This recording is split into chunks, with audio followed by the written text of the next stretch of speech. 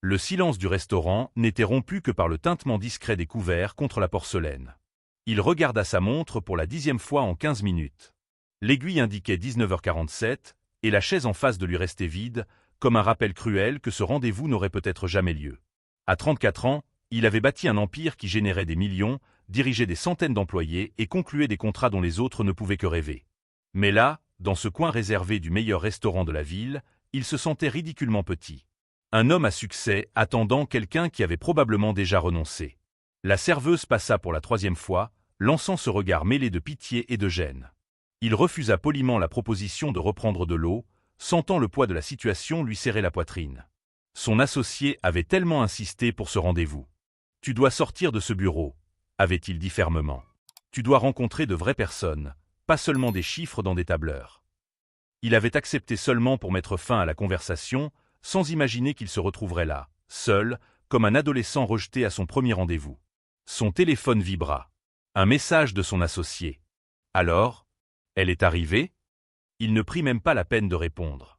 Il allait demander l'addition et mettre fin à cette humiliation quand une petite voix claire rompit l'air à côté de lui. « Excusez-moi, monsieur. » Il tourna la tête et aperçut une petite fille, avec des tresses décorées de rubans colorés, portant un manteau rose bien trop grand pour son petit corps. Elle n'avait pas plus de 4 ans, tenait une poupée usée dans ses mains et le fixait de ses yeux profonds et sérieux, comme si elle portait toute la sagesse du monde dans ce frêle petit corps. « Bonjour », répondit-il, confus, cherchant du regard un adulte responsable. « Ma maman vous prie de l'excuser pour son retard », annonça la fillette avec une formalité presque comique pour son âge. Elle a dit que le métro a eu du retard et qu'elle arrive.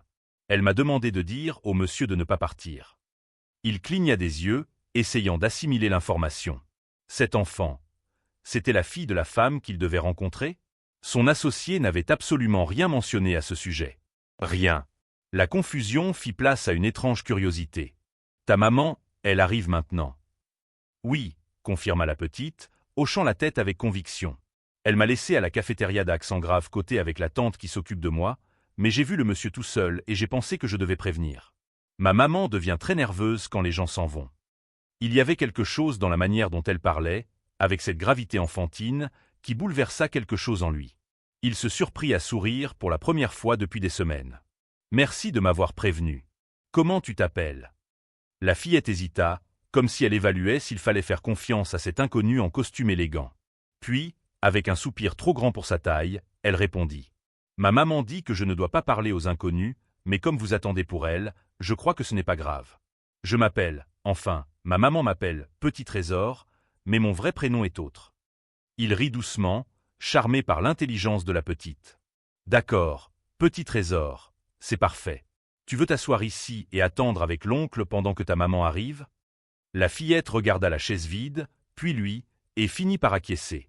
Elle grimpa sur la chaise avec difficulté, sa poupée toujours serrée contre sa poitrine. Il remarqua que le jouet était abîmé, rapiécé à plusieurs endroits, mais manifestement très aimé. « Elle est jolie, ta poupée, » dit-il, cherchant à engager la conversation. « Elle s'appelle Princesse. Ma maman me l'a donnée quand j'étais bébé. C'est ma meilleure amie. Ta maman a l'air d'être une personne spéciale. » La fillette sourit pour la première fois, et ce fut comme si tout le restaurant s'était illuminé. « C'est la meilleure maman du monde entier. Elle travaille beaucoup, elle est toujours fatiguée, mais elle a toujours du temps pour moi. Elle dit que je suis son trésor. » Quelque chose se serra dans sa poitrine. Quand quelqu'un l'avait-il appelé « trésor » pour la dernière fois? Quand quelqu'un, en dehors de ses employés et partenaires d'affaires, s'était-il vraiment soucié de sa présence? « Vous avez des enfants » demanda la petite, penchant la tête avec curiosité. « Non, je n'en ai pas. » « Pourquoi » La question, si simple et directe dans la bouche d'un enfant, portait un poids qu'il n'avait pas prévu. Pourquoi? Parce qu'il avait toujours été trop occupé.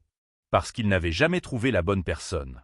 Parce que, franchement, il avait oublié que la vie ne se résumait pas à des contrats et des acquisitions. « Je crois que je n'ai jamais eu le temps, » répondit-il honnêtement. « Ma maman dit qu'on a toujours le temps pour ce qui est important. Elle travaille dans 2 endroits, mais elle a toujours le temps de faire des crêpes avec moi le dimanche. » Avant qu'il ne puisse répondre, une femme arriva en courant vers la table. Elle était essoufflée, les cheveux attachés à la va-vite, le sac pendant négligemment sur l'épaule. Elle portait une robe simple et des chaussures usées, mais il y avait dans son visage un mélange de force et de vulnérabilité qui lui coupa le souffle un instant. « Petit Trésor. Je t'avais dit de rester avec tante Sarah. La femme serra la fillette dans un élan protecteur, puis se tourna vers lui, les yeux écarquillés de honte. Je suis vraiment désolé. Vraiment. Le métro a eu du retard, et puis j'ai réalisé que ma fille n'était plus là où elle devait être, et... Ce n'est rien, l'interrompit-il doucement. Elle est juste venue me prévenir que vous arriviez. Elle a été très polie. La femme inspira profondément, essayant manifestement de se ressaisir. Des larmes menaçaient de couler, et il comprit que ce n'était pas qu'un simple retard. C'était la peur d'être jugé, rejeté, de ne pas être à la hauteur. J'aurais dû mentionner que j'ai une fille, dit-elle d'une voix tremblante. Mais j'avais peur que vous ne veniez pas si vous le saviez. Il regarda la fillette, serrant toujours sa poupée abîmée, puis la mère, dont les yeux fatigués débordaient d'amour. Et soudain, toutes ces réunions d'affaires, tous ces contrats à plusieurs millions, toutes ces années passées à bâtir un empire lui parurent vides à côté de cette scène simple devant lui. Eh bien, dit-il en tirant une chaise pour qu'elle s'assoie, je crois qu'elle est la meilleure compagnie que j'aurais pu espérer. Asseyez-vous, je vous en prie. On recommence à zéro. La femme hésita, cherchant dans ses yeux le moindre signe de fausseté. Lorsqu'elle n'y trouva que de la sincérité, elle finit par s'asseoir, la fillette blottie contre elle. Et tandis que la serveuse apportait enfin les menus, il ressentit quelque chose qu'il n'avait pas éprouvé depuis des années, la sensation d'être exactement à l'endroit où il devait être. Si cette histoire vous plaît, n'oubliez pas de vous abonner à la chaîne pour découvrir la suite. Le dîner se déroula d'une manière qu'il n'aurait jamais pu prévoir. La fillette, assise entre lui et sa mère, transforma ce rendez-vous formel en quelque chose de complètement différent. Elle posait des questions sur tout, sur la nourriture dans son assiette, sur le tableau au mur, sur pourquoi les fourchettes avaient 3 dents et non 4. Et lui, étonnamment, répondait à chacune avec une attention sincère. La mère de la fillette, d'abord tendue et visiblement gênée, commença à se détendre peu à peu. Il apprit qu'elle travaillait à 2 emplois. Le jour comme assistante dans une clinique médicale, le soir à organiser des documents dans un cabinet d'avocats. Elle faisait tout cela tout en élevant seule sa fille, sans aide familiale, sans le soutien du père qui avait disparu avant même la naissance. Ce n'est pas facile, admit-elle en remuant sa fourchette sans vraiment manger. Il y a des jours où j'ai envie d'abandonner. Mais ensuite, je la regarde et je me rappelle pourquoi je me lève tous les jours à 5 heures du matin. Il observa la manière dont elle regardait sa fille, avec cet amour féroce et protecteur qui semblait capable de déplacer des montagnes. Il y avait une force en cette femme qu'il voyait rarement dans les salles de réunion remplies de cadres confiants. « Vous êtes incroyable, dit-il, et ce n'était pas de la flatterie. C'était la vérité. Elle rougit, détournant le regard. « Je fais juste ce que ferait n'importe quelle mère. »« Non, insista-t-il. La plupart des gens abandonneraient. Vous continuez à vous battre. C'est inspirant. » À ce moment-là, la fillette décida qu'il était temps de lui montrer sa poupée correctement, racontant toute l'histoire de princesse et de ses aventures imaginaires. Il écouta chaque mot comme si c'était le rapport financier le plus important de sa vie. Lorsque le dîner se termina, il était déjà passé 10 heures du soir. La fillette luttait contre le sommeil, ses petits yeux clignant lentement tandis qu'elle serrait sa poupée. La mère vérifia son téléphone et son expression changea immédiatement. « Le métro a déjà fermé la ligne que je prends, » murmura-t-elle, l'inquiétude claire dans la voix. « Je vais devoir prendre 2 bus. Ça va prendre plus d'1 heure. » Il ne réfléchit pas 2 fois. « Laissez-moi vous raccompagner. Mon chauffeur vous attend dehors. »« Non, je ne peux pas accepter. Vous avez déjà été trop gentil et... »« S'il vous plaît, » l'interrompit-il. « Il est tard, elle est fatiguée, et ce serait un honneur. Sans arrière-pensée, je le promets. » Elle hésita, cette lutte interne transparaissant sur son visage. Fierté contre pragmatisme. Peur contre nécessité. Finalement, regardant sa fille presque endormie, elle acquiesça. La voiture était luxueuse, quelque chose qu'elle tenta de ne pas montrer. La fillette, en revanche, s'émerveilla des sièges en cuir et des lumières intérieures. Pendant le trajet jusqu'à l'adresse modeste dans la banlieue, elle posa encore plus de questions, cette fois sur les voitures, les chauffeurs et pourquoi certaines personnes avaient tant alors que d'autres avaient si peu. C'étaient des questions gênantes, celles que les adultes apprenaient à ne pas poser. Mais elle était une enfant, et les enfants ne connaissent pas l'hypocrisie. Lorsqu'ils arrivèrent au petit immeuble, il insista pour les accompagner jusqu'à la porte. L'ascenseur était en panne, alors ils montèrent 3 étages. La mère portait sa fille dans ses bras, déjà complètement endormie, et il tenait son sac, sentant le poids d'une vie entière dans ce sac usé. « Voici notre chez nous, » dit-elle en ouvrant la porte de l'appartement 3B. Il y avait un sous-entendu d'excuse dans sa voix, comme si elle s'attendait à être jugée. Il regarda à l'intérieur. L'appartement était petit, meublé avec le strict nécessaire, mais impeccablement propre. Des dessins d'enfants recouvraient les murs, ainsi que des photos de la mère et de la fille à différents moments. Il n'y avait pas de luxe, mais il y avait de l'amour dans chaque recoin. « C'est parfait », dit-il, et encore une fois, c'était la vérité. Elle posa sa fille dans le lit, retirant soigneusement ses chaussures pour ne pas la réveiller, puis retourna vers la porte où il attendait. « Merci », murmura-t-elle. « Pour tout. Pour ne pas être partie. Pour ne pas avoir jugé. Pour nous avoir vus. » Il y avait tant de choses dans ces derniers mots. Nous avoir vus. Comme si elle et sa fille étaient invisibles pour le reste du monde. « J'aimerais vous revoir, » dit-il, surpris par son propre courage. « Si vous voulez, bien sûr. » Elle mordilla sa lèvre, cette même lutte interne se jouant à nouveau. « Je ne sais pas si c'est une bonne idée. Nos vies sont très différentes. Vous avez ce monde incroyable, et moi, je peine à payer le loyer à la fin du mois. »« Et alors ?» demanda-t-il. « Je passe mes journées entouré de gens qui ne se préoccupent que d'argent et de pouvoir. Ce soir, j'ai parlé à une enfant de 4 ans qui m'a fait réfléchir plus que n'importe quelle réunion d'affaires. J'ai entendu une femme travailler 16 heures par jour et trouver encore l'énergie de faire des crêpes le dimanche. Cela vaut plus que n'importe quel contrat que j'ai signé. » Des larmes brillèrent dans ses yeux. « Vous y croyez vraiment ?» Chaque mot. Elle inspira profondément, essuyant ses larmes du dos de la main. « Alors, peut-être que nous pourrions nous revoir. Quelque chose de simple. Pas de restaurant cher. Peut-être un parc ? Elle adore les parcs. »« Un parc, c'est parfait, » acquiesça-t-il en souriant.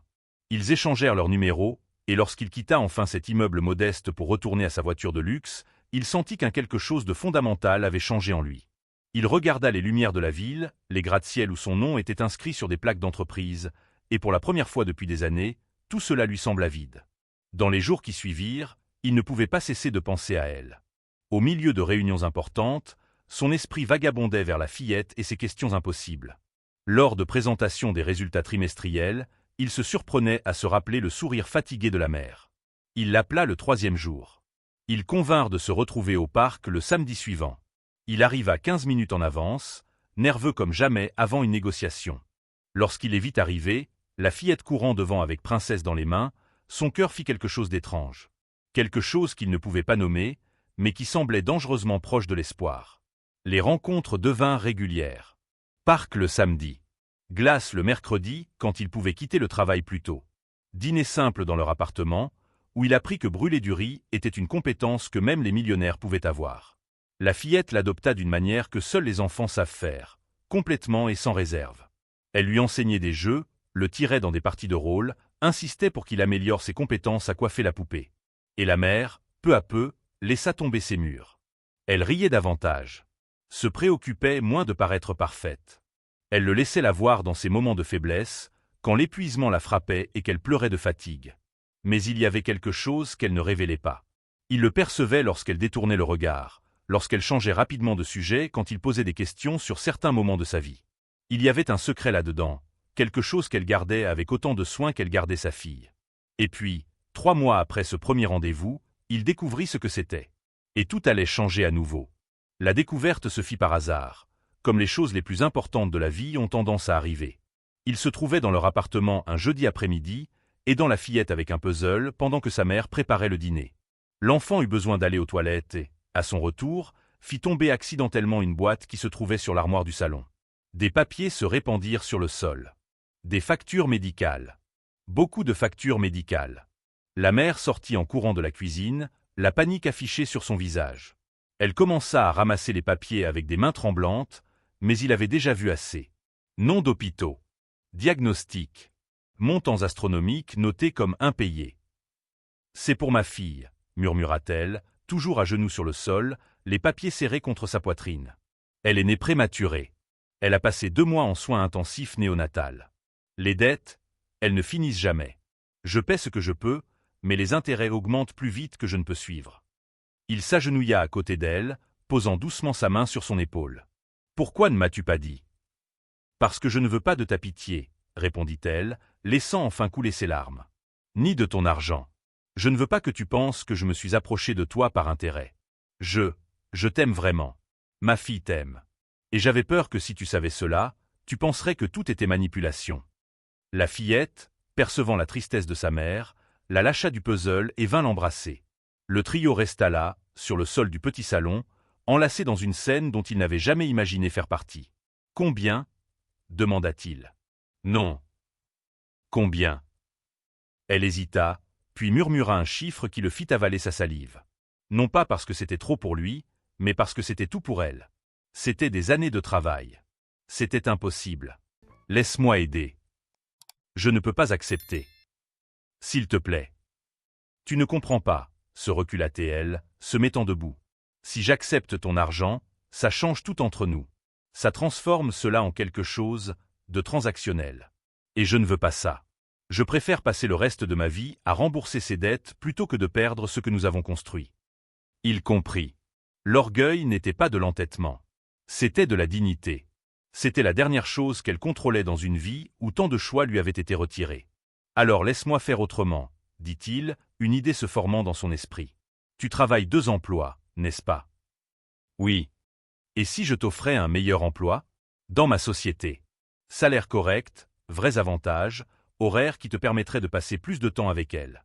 Pas de faveur. Tu travaillerais, tu gagnerais ton argent honnêtement. » Elle le regarda, cherchant un piège. « Pourquoi ferais-je ça? » « Parce que j'ai besoin de personnes compétentes dans mon équipe. Et parce que tu mérites une chance de ne pas avoir à travailler 16 heures par jour pour survivre. » La méfiance était encore là, mais il y avait aussi de l'espoir. Cet espoir dangereux que les personnes déçues ont souvent peur de ressentir. Quel genre de travail? Gestion des ressources humaines. Tu es douée avec les gens, organisée, résiliente. J'ai vu comment tu gères ta vie. Beaucoup de mes cadres n'ont pas la moitié de tes capacités. Il fallut 2 semaines de négociation. Elle examina l'offre sous tous les angles, consulta des avocats gratuits, s'assura qu'il n'y avait aucun piège. Lorsqu'elle accepta enfin, elle précisa que cela ne changerait pas leur relation. Le travail était le travail. Ce qu'ils avaient été séparés. Il accepta, sachant que dans la pratique ce serait compliqué. Mais compliqué valait mieux qu'absent. Elle commença à travailler dans son entreprise 1 mois plus tard. Et elle était excellente. Elle avait une empathie réelle pour les employés, résolvait les conflits avec une sagesse qui ne venait pas des livres de gestion, mais d'années à survivre à des situations impossibles. Les gens la respectaient, non par peur, mais par admiration. Avec un salaire décent et des horaires réguliers, elle put enfin respirer. Elle remboursa les dettes médicales progressivement. Elle échangea le petit appartement contre un endroit un peu plus grand, où sa fille avait sa propre chambre. De petites victoires qui signifiaient tout. Et leur relation grandit de façon qu'ils ne savaient pas possible. Les dîners devinrent une routine. Des week-ends entiers ensemble. La fillette l'appelait maintenant par son prénom, sans le monsieur formel, avec cette intimité naturelle de l'enfance. Mais tout n'était pas parfait. Sa famille n'approuvait pas. Lorsqu'il les présenta enfin, les réactions furent exactement ce qu'il craignait. Sa mère, une femme de la haute société, ne cacha guère son mépris. « Elle a une fille », dit sa mère en privé, comme s'il s'agissait d'une maladie contagieuse. « Et elle travaille pour toi. Les gens vont parler. Ils diront qu'elle t'a manipulé. »« Les gens parlent toujours, » répondit-il, fatigué de ce monde d'apparence. « Et je m'en fiche maintenant. Tu devrais t'en soucier. Pense à ta réputation. À l'entreprise. »« J'y pense tous les jours, » dit-il, en parlant de la mère et de la fille. « Et c'est plus important que n'importe quelle réputation. » Sa mère partit furieuse, lançant des menaces voilées sur des héritages et des connexions sociales. Il la laissa partir sans tenter de l'arrêter. Ses amis du cercle social, les mêmes qui fréquentaient les mêmes clubs exclusifs, s'éloignèrent également. Des commentaires malveillants lui parvenaient par des tiers. On disait qu'il avait une crise de la quarantaine. Qu'il se faisait manipuler. Que cette femme était opportuniste et utilisait sa fille comme appât. Chaque commentaire faisait mal, non pas parce qu'il était atteint, mais parce qu'il savait qu'elle les entendait aussi. Il voyait la douleur dans ses yeux lorsque quelqu'un la traitait avec condescendance au bureau. Il percevait la colère contenue quand des regards méprisants les suivaient dans les restaurants. « Peut-être qu'ils ont raison, » dit-elle un soir, après un dîner particulièrement inconfortable avec ses collègues cadres. « Peut-être que nos mondes sont trop incompatibles. »« Nos mondes sont parfaitement compatibles, » répondit-il. « Ce sont les gens qui ont un problème. » Mais la pression continuait. Les investisseurs remettaient en question ses décisions. Les membres du conseil laissaient entendre qu'il était distrait. Sa propre famille menaçait de rompre tous les liens. C'est alors qu'il prit la décision la plus importante de sa vie. Une décision qui choquerait tous ceux qui l'entouraient et changerait tout pour toujours. Il commença à planifier en secret. Réunion discrète avec son avocat. Documents préparés à l'abri des regards curieux du bureau. Conversation chuchotée au téléphone tard le soir. Il fallut 3 mois pour organiser le tout. 3 mois pendant lesquels il continua sa routine normale, sans laisser filtrer la moindre indication de ce qui allait arriver. Elle n'avait aucune idée. La fillette n'avait aucune idée. Personne n'avait la moindre idée. Un samedi matin, il les emmena dans un endroit spécial. Un parc qu'elle avait mentionné des mois auparavant, où elle avait l'habitude d'emmener sa fille quand l'argent était encore plus serré. Il y avait un petit lac, des canards nageant paresseusement, des arbres offrant une généreuse ombre. La fillette courut devant, riant, poursuivant les pigeons qui s'envolaient effrayés. La mère tenait sa main, souriant d'une façon qui faisait battre son cœur plus vite. « Il faut que je te dise quelque chose, » dit-il, s'arrêtant près d'un arbre où quelqu'un avait gravé des initiales à l'intérieur d'un cœur des décennies auparavant. Elle remarqua quelque chose de différent dans sa voix. Elle devint sérieuse, cette peur ancienne revenant dans ses yeux. « Qu'y a-t-il » Il s'agenouilla, la même, sur l'herbe irrégulière du parc public, et sortit une petite boîte de sa poche. Elle porta la main à sa bouche, les yeux écarquillés.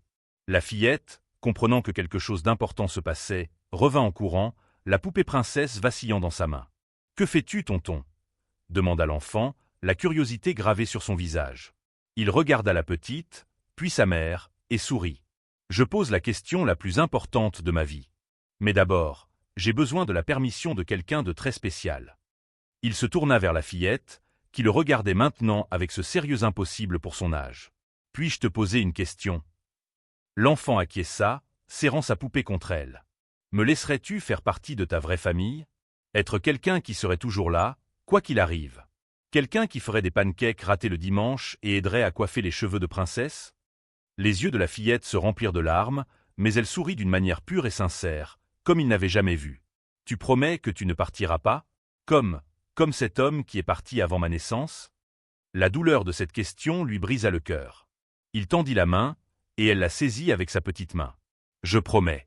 De tout mon cœur, je promets. »« Alors oui » cria-t-elle en sautant. « Oui, oui, oui. » Il se tourna à nouveau vers la mère, qui pleurait maintenant ouvertement, les mains tremblantes. « Et toi » demanda-t-il, ouvrant la petite boîte pour révéler une bague simple, élégante, sans l'ostentation que sa famille aurait attendue. « Accepteras-tu de construire une vie avec moi ? Une vraie vie, avec des pancakes brûlés, des factures à payer, des disputes futiles et tout le reste qui vient avec ?» Elle tomba à genoux à côté de lui, prenant son visage entre ses mains. « Tu es sûr ? Absolument sûr ? Parce que si tu fais ça, ta famille va te rejeter. Tes amis vont te juger. Les gens vont. » « Laisse-les parler, » l'interrompit-il. « J'ai passé 34 ans à construire une vie qui semblait parfaite sur le papier, mais qui était vide à l'intérieur. Et puis une petite fille de 4 ans est apparue dans un restaurant et m'a montré ce qui compte vraiment. Je ne vais pas renoncer à ça. Jamais. »« Oui, » murmura-t-elle. « 1000 fois oui. » Il mit la bague à son doigt, et la fillette les étreignit si fort que les 3 faillirent tomber sur l'herbe. Ils restèrent là, enlacés, tandis que le monde continuait de tourner autour d'eux, indifférent et lointain. Mais la joie dura peu. Le lundi suivant, il fut convoqué à une réunion d'urgence du conseil. Lorsqu'il entra dans la salle de conférence, il trouva des visages fermés, des bras croisés, une tension palpable dans l'air. « Nous devons parler de vos choix personnels récents », commença le président du conseil, un homme de 60 ans qui avait été ami avec son père. « Ils affectent l'image de l'entreprise. »« Mes choix personnels ne concernent pas cette table, » répondit-il calmement. « Si, quand vous êtes PDG et principal actionnaire, » répliqua un autre membre. « Les investisseurs sont inquiets. Les clients importants s'interrogent. Votre fiancé travaille pour vous, pour l'amour de Dieu. Cela ouvre la porte à des procès, des accusations de favoritisme, des conflits d'intérêts. Elle a été embauchée sur mérite.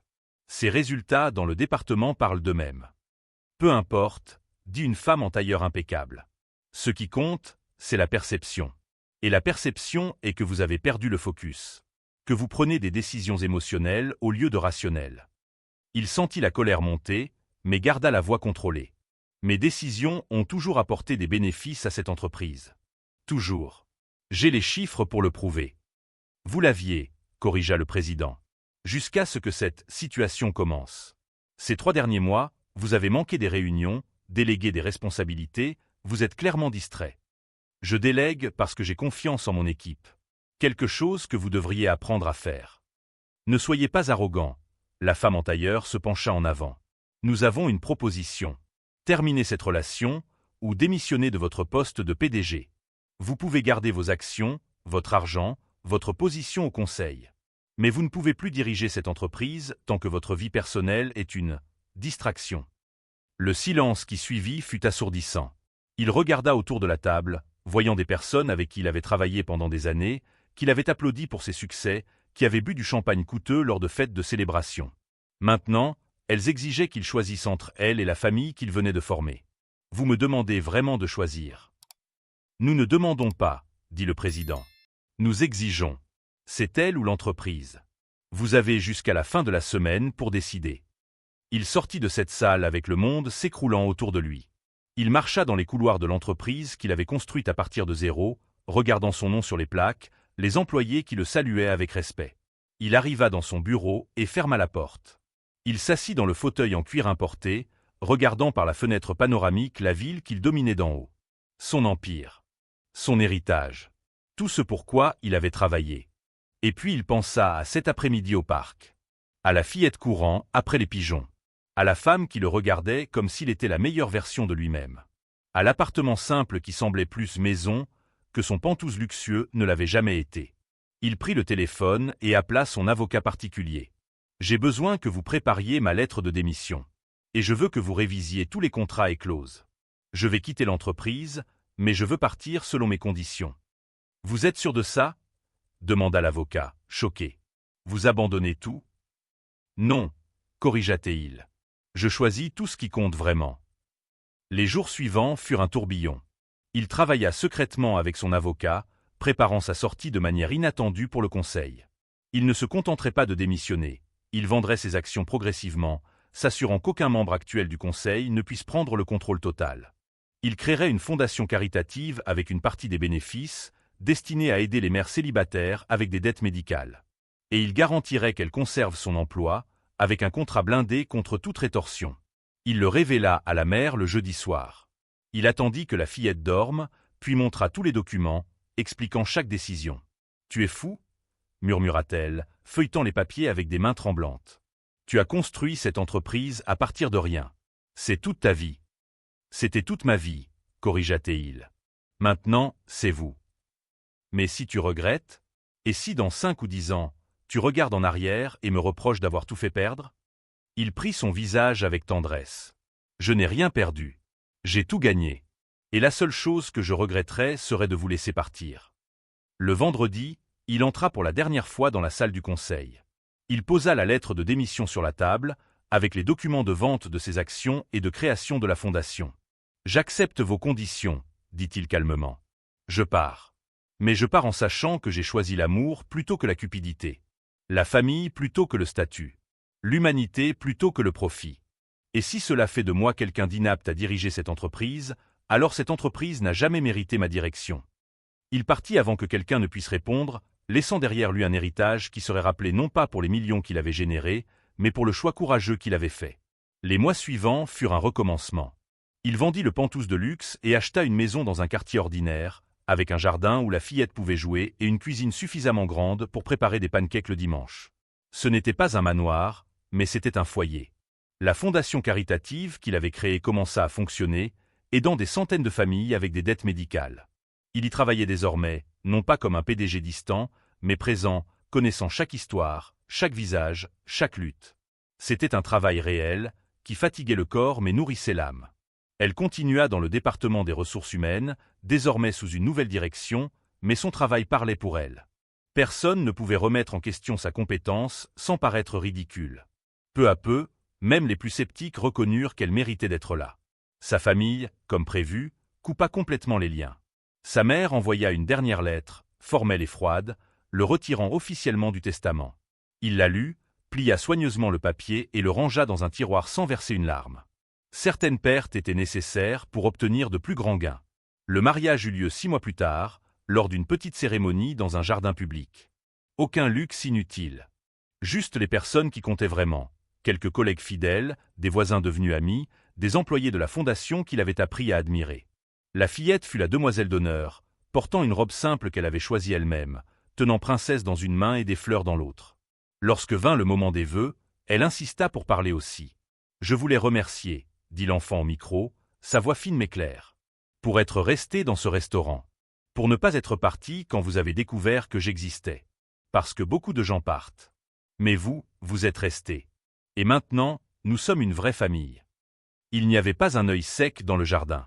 Il s'agenouilla, serrant la fillette contre lui, murmurant des promesses qu'il comptait tenir pour le reste de sa vie. Dans son discours, elle remercia pour avoir compris que la fille n'était pas un obstacle, mais un cadeau. Que le véritable amour est celui qui accepte l'autre dans son entièreté, avec toutes les complications, difficultés et histoires que nous portons. Les gens m'ont dit que je demandais trop, dit-elle, la voix tremblante. Que je devrais baisser mes attentes. Qu'un homme comme lui n'accepterait jamais une femme comme moi, avec tout mon bagage. Mais il m'a appris que l'amour véritable ne voit pas les bagages. Il voit des trésors cachés qui attendent d'être découverts. La vie après le mariage fut tout sauf parfaite. Il y eut des disputes sur l'argent, car il avait l'habitude de dépenser sans réfléchir et elle avait encore des traumatismes liés aux factures impayées. Il y eut des désaccords sur l'éducation de la fillette, car ils venaient de mondes si différents qu'ils ne s'entendaient pas toujours. Il y eut des moments de doute, quand il se réveillait au milieu de la nuit, se demandant s'il avait fait le bon choix. Mais il y eut aussi les dimanches matins à faire des pancakes ensemble, la pâte répandue dans la cuisine pendant que la fillette riait. Il y eut les soirées à regarder des dessins animés blottis sur le canapé. Il y eut les dîners simples où ils parlaient de leur journée, partageant petites victoires et chèques tolérables. Il y avait la fillette qui grandissait, apprenant que les familles viennent sous toutes les formes. Que l'amour n'a pas besoin d'acte de naissance pour être réel. Que l'homme qui était apparu dans ce restaurant et était resté était autant père que n'importe quel père biologique. 1 an après le mariage, il fut invité à donner une conférence dans une université. Le thème était le succès en affaires, mais il changea complètement le discours. J'avais l'habitude de mesurer le succès en chiffres, commença-t-il, regardant l'auditoire de jeunes ambitieux. Combien de zéros sur le compte en banque? Combien de prix sur l'étagère? Combien d'entreprises sous mon contrôle? Selon ces critères, j'étais extrêmement prospère. J'étais aussi misérable. Il raconta l'histoire depuis le début. Le rendez-vous arrangé qui avait failli ne jamais avoir lieu. La fillette apparaissant avec sa demande d'excuses. Le choix qu'il avait dû faire entre son empire et sa famille. Beaucoup diront que j'ai fait le mauvais choix. Que j'ai jeté un héritage pour un caprice émotionnel. Mais je dis que j'ai enfin fait le bon choix. Parce que les véritables héritages ne se construisent pas dans des salles de réunion. Ils se construisent dans des cuisines en désordre, dans des parcs le samedi, dans des câlins avant de dormir. La conférence fit le buzz. Certains le traitèrent d'idiot. D'autres le qualifièrent de héros. Mais ce qui importait, c'était le nombre de messages qu'il reçut de personnes disant que son histoire avait changé leurs priorités, les avait poussés à appeler des proches éloignés, à embrasser des enfants négligés, à choisir la présence plutôt que l'absence productive. La fondation grandit. Avec la visibilité de l'histoire, les dons augmentèrent. Plus de familles furent aidées. Et il réalisa qu'il construisait un héritage bien plus grand que n'importe quelle entreprise n'aurait pu l'être. La fillette eut 6 ans. À la fête d'anniversaire, simple mais pleine d'amour, elle souffla les bougies et fit un vœu à voix haute. « J'ai demandé que tous les enfants aient quelqu'un comme toi. Quelqu'un qui reste quand c'est difficile. Qui choisit l'amour même quand ça coûte cher. » Il prit la main de sa femme, regardant autour de lui la pièce remplie de gens riant, discutant, vivant. Rien de tout cela ne figurerait dans les magazines de business. Rien de tout cela n'impressionnerait son ancien cercle social. Mais tout cela comptait plus que tout ce qu'il avait laissé derrière lui. Cette nuit-là, après que la fillette se fut endormie entourée de cadeaux modestes mais choisis avec soin, lui et sa femme s'assirent dans le petit jardin en regardant les étoiles. « Regrettes-tu » demanda-t-elle, la question qui la hantait parfois encore. « De quoi ?»« De tout ce que tu as laissé derrière toi. » Il réfléchit un instant, revisitant mentalement cette salle de conférence, ce bureau au dernier étage, ce monde de pouvoir et d'influence. « Je regrette une chose, » dit-il enfin, et elle se tendit à côté de lui. « Je regrette d'avoir mis 34 ans à comprendre que cela n'a jamais été une vraie vie. Que j'ai gaspillé des années à poursuivre des choses qui ne nourrissaient pas mon âme. » Elle se détendit, appuyant sa tête sur son épaule. « Mais je ne regrette pas une seule seconde depuis cette nuit au restaurant, » continua-t-il. « Depuis qu'une petite fille courageuse est venue me dire que sa mère était en retard. Depuis que j'ai décidé de rester et de découvrir ce que signifie vraiment vivre. » Des années plus tard, lorsque la fillette était déjà adolescente, elle écrivit une rédaction à l'école sur les héros. Elle n'écrivit pas sur des super-héros de bande dessinée ou des célébrités célèbres. Elle écrivit sur l'homme qui était apparu dans sa vie lorsqu'elle avait 4 ans et avait choisi de rester. Un héros n'est pas celui qui a des super-pouvoirs, conclut-elle dans sa rédaction. C'est celui qui prend des décisions difficiles par amour, qui renonce à ce que le monde valorise pour ce qui compte vraiment. Mon père m'a appris que le courage n'est pas l'absence de peur. C'est choisir l'amour même quand tout le monde dit que tu es fou. Et c'est la seule folie qui en vaut la peine. La professeure lut cette rédaction à voix haute à la classe, émue. Elle envoya une copie à la maison avec une note. « Votre fille a compris quelque chose que beaucoup d'adultes n'apprennent jamais. » Il lut ces mots les larmes aux yeux, réalisant que le plus grand héritage qu'il pourrait laisser n'était pas dans les bâtiments portant son nom ou les entreprises qu'il avait fondées. Il était dans cette fillette qui avait appris dès son plus jeune âge que l'amour est un verbe, une action, un choix quotidien. Et ce soir-là, préparant des pancakes pour le dîner parce qu'ils avaient décidé de casser les règles et de manger le petit déjeuner le soir, il regarda sa famille et sut, avec certitude absolue, qu'il avait fait tous les bons choix. Si vous avez aimé cette histoire et souhaitez voir plus de contenu qui touche le cœur, n'oubliez pas de vous abonner à la chaîne.